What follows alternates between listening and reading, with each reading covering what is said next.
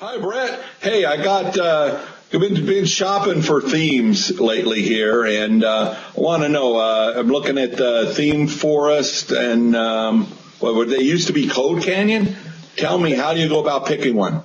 Sure, yeah, they're kind of one company. They've got a couple different websites, but Theme Forest has a number of themes available for sale. They're typically relatively inexpensive as purchase themes go.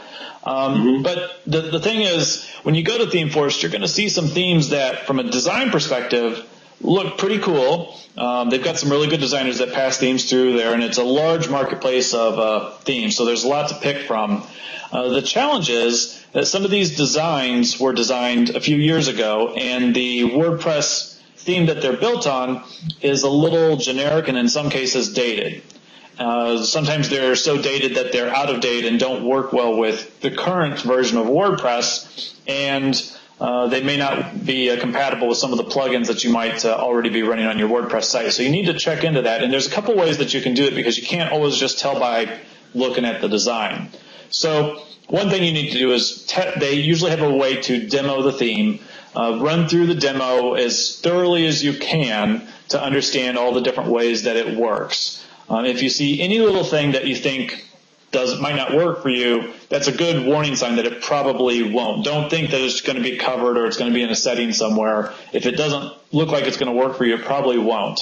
But maybe one of the best things that you can do when you're looking at a Theme Forest theme is they now have a comment section, and all the other people that have purchased that theme in the past, they go in and leave comments, typically because they're trying to get the developer to fix, upgrade, improve something on this theme that they've purchased, and you can rapidly start to see what type of issues other people have run into, how responsive the theme designer is.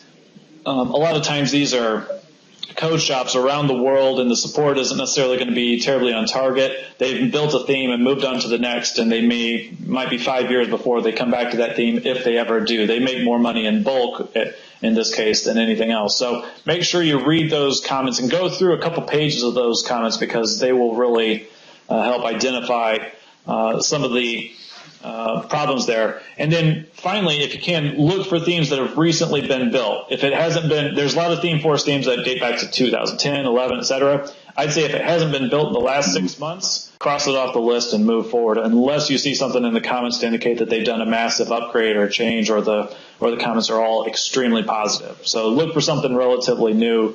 A lot of people come to me and say, hey, I found something on Theme Forest, because they pop up everywhere. That can be great, but buyer beware. You definitely need to do a little homework besides just looking at a theme that might look cool. It may not do anything. It's kind of like buying a car that looks like a Ferrari or a Porsche, but it's really a VW Bug built with a kit car, frame around it.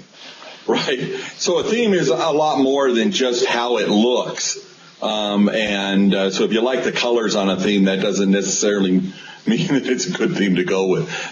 always been interesting to see in the WordPress repository, they'll allow you to look for themes by color.